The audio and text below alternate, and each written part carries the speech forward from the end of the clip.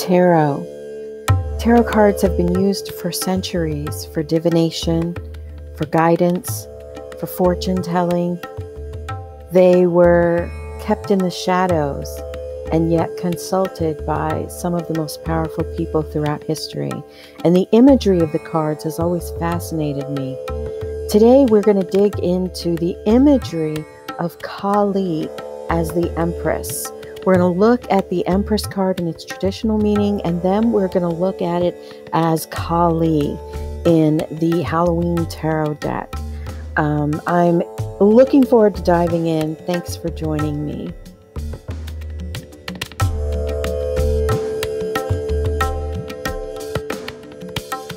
Let's start with the traditional Empress. Now, me personally, for some reason, a few years ago, before I even got into tarot, I was really focused on the Empress, and the universe kept showing that card to me.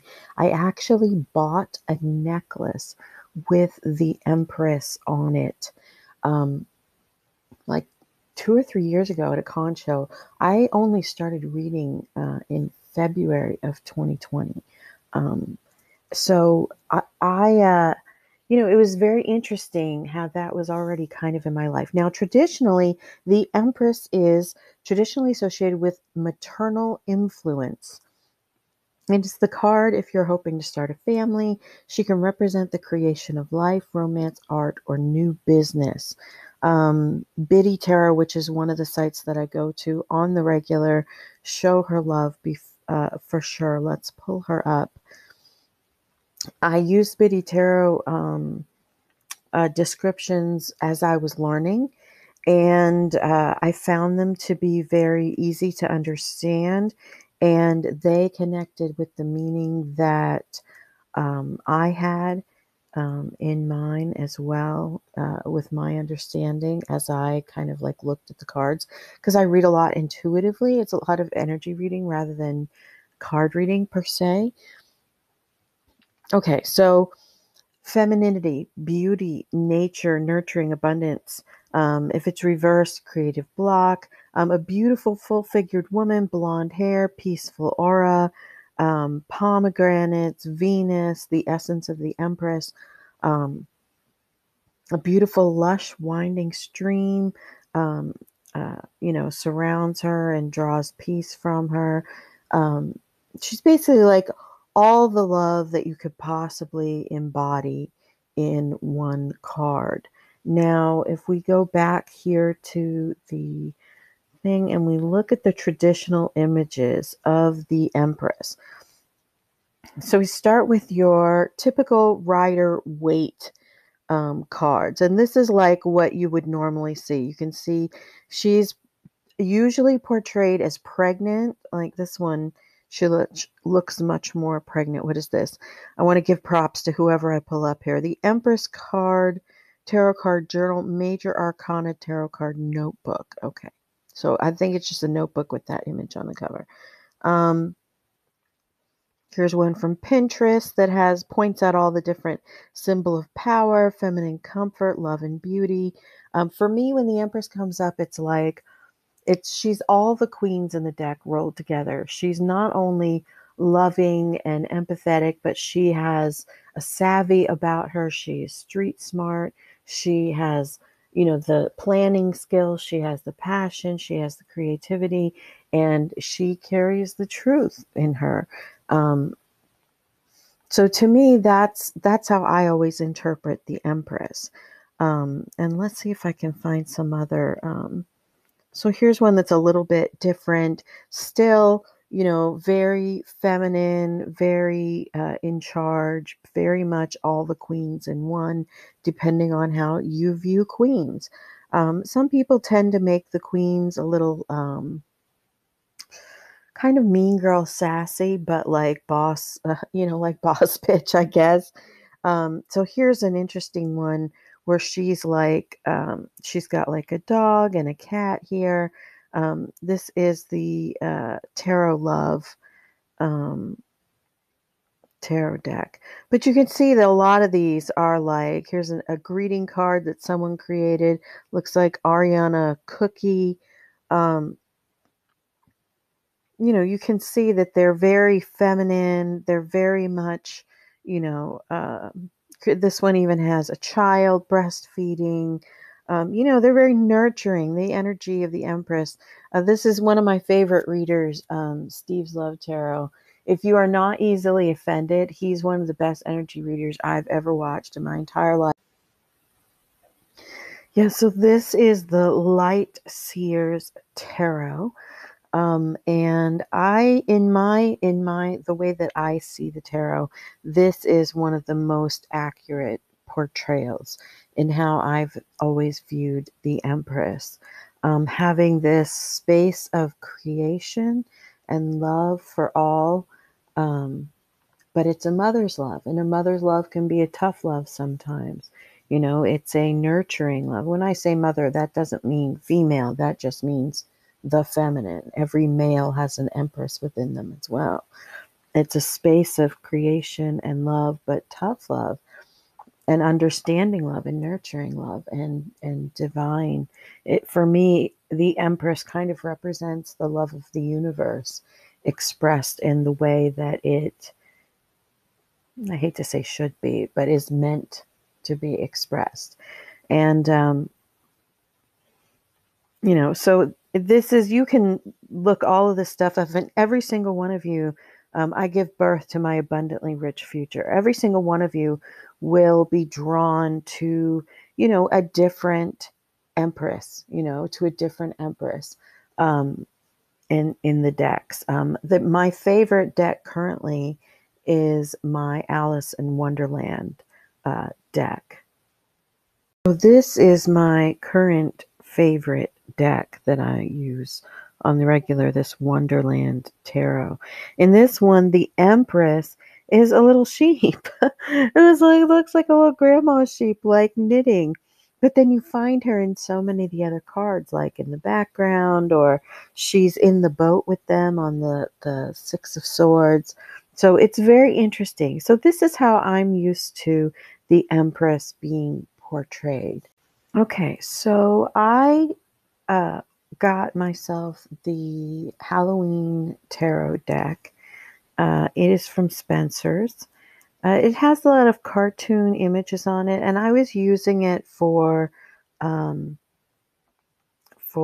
shadow readings. It's like a cartoony image from horror movies and that sort of thing. Um, so this is my TikTok page. Here we go. So like this one right here. And I did a little shadow reading. So I've had these cards for a minute. And I have never been like super drawn to them personally. I've used them in a few personal readings for other people.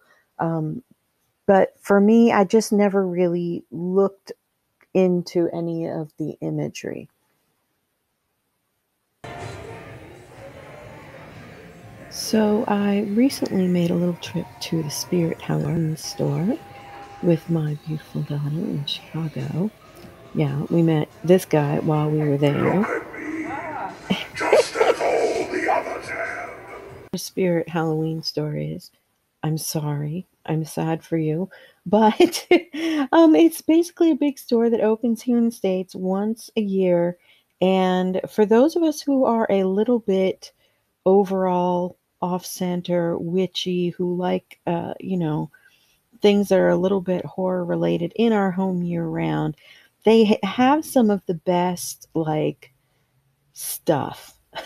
Just the most fun stuff, that you can actually use if you're into, this sort of decorating year round, Who couldn't use a skull on a stick, Um, but I really love the store, and my daughter is a big fan of it. We've always loved horror movies, which may not seem very spiritual, but I don't care. It's make believe, and it's fun. And anyway, so we were visiting there, and I saw something while I was there that I had to buy. Amazing, like a string of tarot cards at the Halloween store. And I just love it. But I noticed that in this strip here, I focused on the Empress. And I had never really looked at the Empress in this particular deck. But if you get a little bit closer, you can see that it is Kali. Now, Kali, from my understanding, she was the she was the deity, the goddess that they were ripping hearts out for and sacrificing people to in Indiana Jones and the Temple of Doom. That's my, basic knowledge of Kali. I know now a little bit more that she is like the Empress of destruction and compassion in the same thing.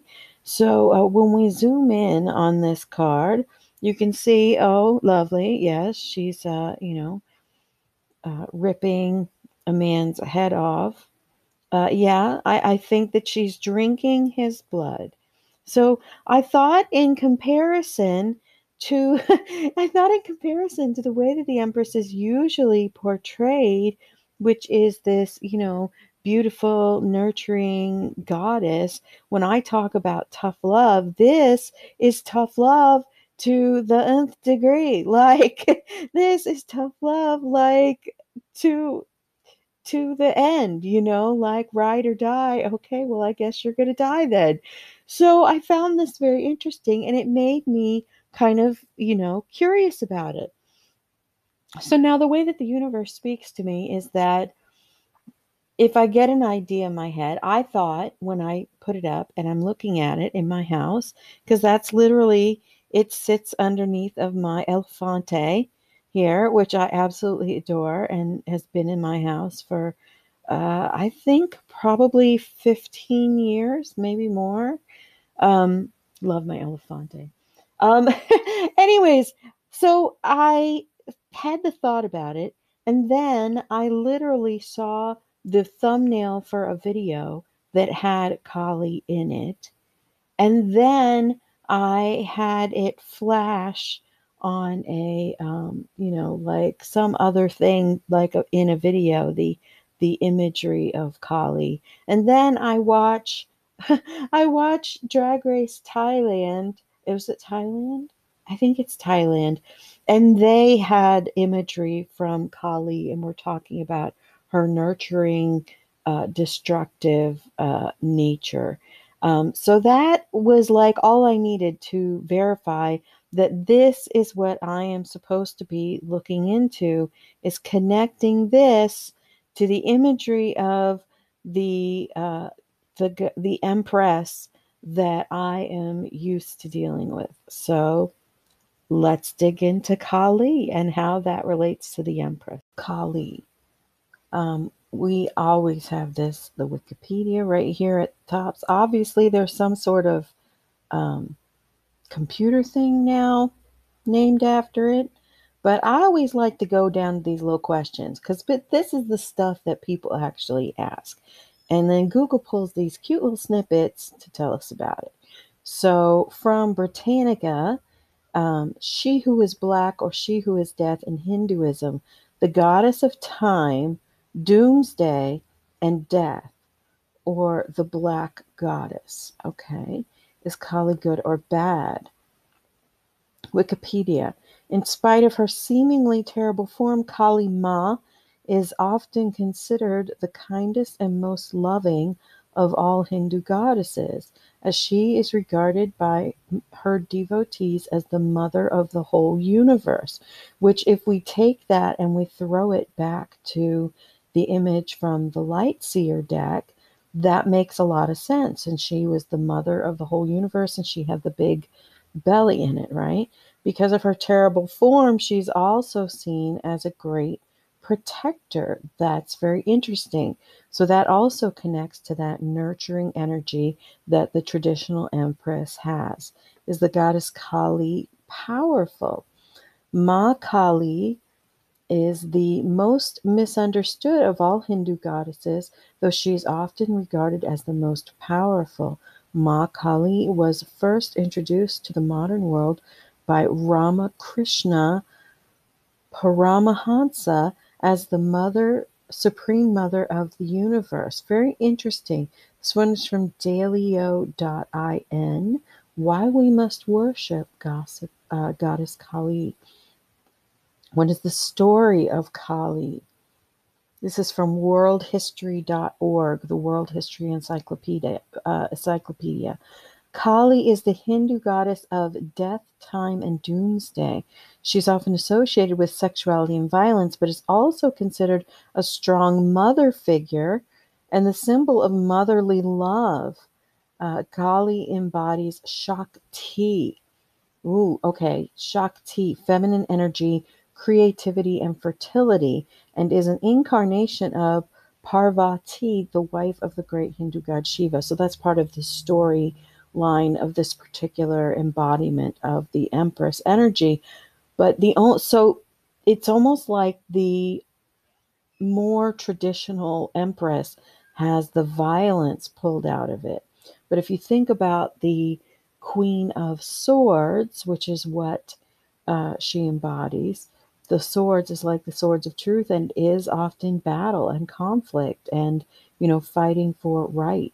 And also wands are often about battle and conflict, and fighting for like the plan, the way. So it's very interesting that Kali more greatly embodies the violent part of it. I think we're going to dig into that a little bit as well. Okay, why is the goddess Kali's tongue out? Okay, that's interesting. The tongue is a weapon to be feared, a reminder that nature ultimately consumes all life. Ooh, fascinating. In popular storytelling, the reason for Kali sticking out her tongue is rather domestic. After killing the demon Daruka, Kali drank his blood, and as soon as she stepped on him, she bit her tongue out of embarrassment. Times of India .indiatimes.com. Interesting. What are her powers? The Kali Collective. Interesting. She is the energy current inside of you that is wild, empowered, and all loving. This energy is deeply involved in the life cycle to keep you growing and transforming, as does the rich practice of yoga. Now, before we go to this site, I'm going to give a little, hey, hold on, because this is Kali Collective blog. I don't know these people. I don't know what they say. We're going to read a little bit about Kali, and, I'm not advocating or not advocating for anything that we find on this page. Let's see here now. 5 ways to invoke the energy of the goddess Kali. So we can see that she has a weapon in almost every hand. So she's obviously protective, destructive, forceful, violent when necessary, but also beautiful expression, beautiful third eye, tongue as a weapon, men, who I assume crossed her, dripping blood, arms as a net as a skirt, heads as a necklace. But this person looks awfully entranced and happy down here. Let's see. The Dark Mother, in all her love and ferocity, will guide you through transformation by dissolving all forms of time. She will tear things up to help you see what is needing to die inside of you, such as self-limiting beliefs or attachments to the past that prevent you from moving forward. These deaths then create a fertile field for growth and creation of the new. She is the darkness that most of us fear. She is fierce. She is loving. She will transform you. Very interesting.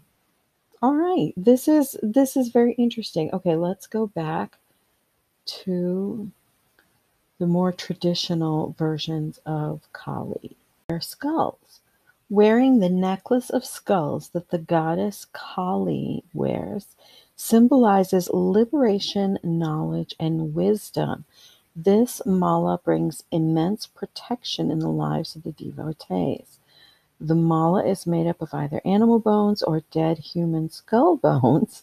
The human skull has enormous power and bestows the devotee with fearlessness. Very interesting. Okay, why is Kali standing on top of Shiva? Okay, now don't come for me. This is from the Russian Council.ru. So Lord Shiva went and lay down among the corpses where the goddess was dancing. Shiva lying at Kali's feet also symbolizes the supremacy of nature over man. It clearly shows that without Kali or Shakti, even a powerful force like Lord Shiva is inert. Hence, Kali is shown as stepping on Shiva's chest. Okay. What is the head Kali is holding?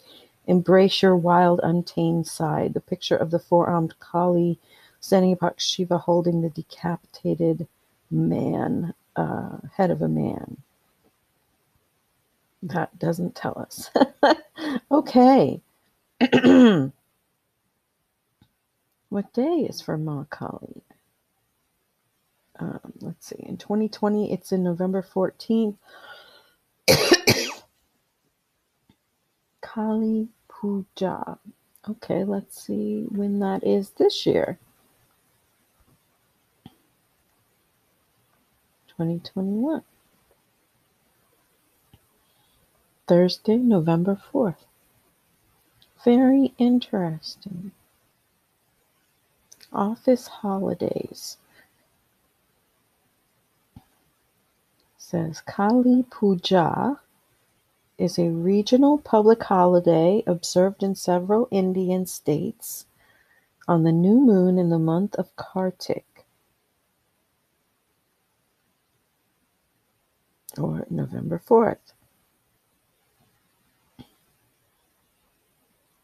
Kali is the personification of female power, Shakti, which she wielded to kill all demons and save the earth. The killing increased her bloodlust, which took hold, and she started killing anyone she felt had done a wrong. She was only stopped when Lord Shiva intervened and lay down in front of her. In art, Kali is often depicted with her tongue hanging out, depicting the moment when she realized she had stood on Lord Shiva and her rage subsided. Kali Puja is celebrated to seek the help of the goddess in destroying evil and get her blessings for general happiness, health, wealth, and peace. The puja rituals of Kali Puja take place at night. Devotees perform the puja using red hibiscus flowers, said to be her favorite. Fish is one of the most important items that is offered to her, along with rice, lentils, and sweets. The date of Kali Puja falls on the same day as Diwali. So while most of India worships goddess Lakshmi on Diwali, Bengalis, Odias, Assamese, and Maithils worship goddess Kali. I apologize if I didn't pronounce this properly. Despite the ancient source of the legend, the festival of Kali Puja only grew in popularity during the 18th century and popularized in Bengal by a king, becoming a key festival in the 19th century. Now, along with Durga Puja, which takes place a few weeks earlier, Kali Puja is the biggest festival in Bengal and Assam. Very interesting. Of Kali, and try to see this as the Empress, right? Try to, because I'm doing this to try to make the connection between an image like this, where she literally has the heads of her enemies around her, and the imagery, the classical imagery of the Empress with like Snow White and little birds flying around. So let's just take a look at some of these images. She saved the world from demons and is a fierce protector, and yet she allowed it to carry her away in violence. This really reminds me of the Queen of Swords. The Queen of Swords, in its traditional meanings, let's pull up Queen of Swords imagery. The Queen of Swords has been through a battle, and the sword that she carried is like she pulled it out of her own back. She is smart, and she is clever. She is regal, but she's also a little bit bitter. Like, she got a little bit of an energy in her. Like, I didn't forget what you did. Like, this sword that I carry, I pulled it out of my back because you stuck it there. And so the Queen of Swords has a tendency to be a little bit colder, a little bit more removed from a situation, a little bit more inclined to a little bit of bitter revenge, a little bit of I'm gonna get you back type of energy. Um, so it's interesting that I do get that kind of energy from this Kali, from the imagery of Kali, where she is, she's holding her swords, she's holding her staff or her wand, she's, really like, you're not going to get me again. After she killed all those demons, she's like, no, fuck no. Anybody who crosses me is going down. Excuse my French. So she's kind of giving off that energy. And yet, so here's one where she is obviously looking very, very loving, and even holding that sword, dripping blood and the heads of her enemies. The look on her face is just like beatific. It's compassion. It's beautiful. It's loving the universe. Here she looks like she's smoking a blunt. That's just like me, I like this one. I may have to mark this. Wait a minute. Let me visit this. This is an aside. Oh, that is a nice one. That is a very nice one. Okay. Okay, we're gonna uh I'm gonna put this on my wish list. And I'm doing this right here. Oh my goodness. There we go. Wish list. I like that one. Kali told me to. Okay, we're gonna go back to this one here. Okay, there we go. All right. And over here with a more, even with the praying hands, the more Mother Mary, and almost Christianified, or that's not a word, but a more Christianic leaning to it. Here she has the beauty and the compassion. We're not seeing all of the weaponry. So it's very interesting to compare these. And to me, seeing all of this and comparing it to the classical representation, of the Empress card. Let's look at a few of those images again. Looking at these, they tend to be very gentle. Here's one that's not so gentle. I kind of like that one. And all knowing.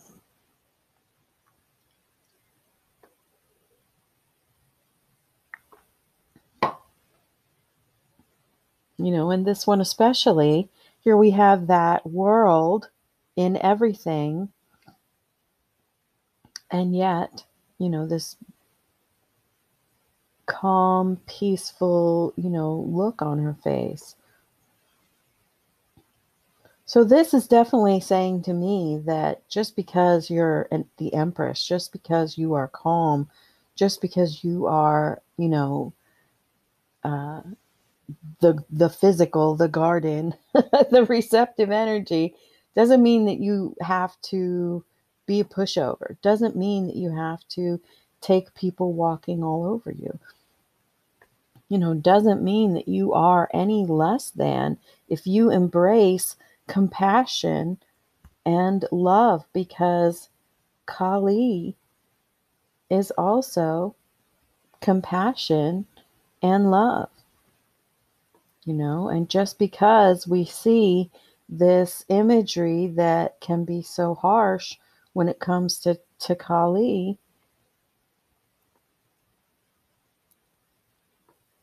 She's just the tougher side of tough love. You know, she's just the Empress, the Queen of Swords, the Queen of Wands side of the tough love side of the Empress. I hope that you've enjoyed this. This was very interesting for me, and I hope you'll come back for another one of these. I'm very fascinated, and I think I'm definitely going to dig into a few of the other cards like this. If you enjoyed this, please make sure that you subscribe. You can also subscribe to me on my other channel if you are interested in growth and self-development. And you can go to my website, and I have all kinds of information on the website, personal growth, um, live shows that I've done. And also, if you're interested in a reading, you can contact me through the website. And I have some little spots where you can reach out to me and schedule a reading for yourself. I am so grateful that you joined me, and we will see you next time. You matter, and you are love.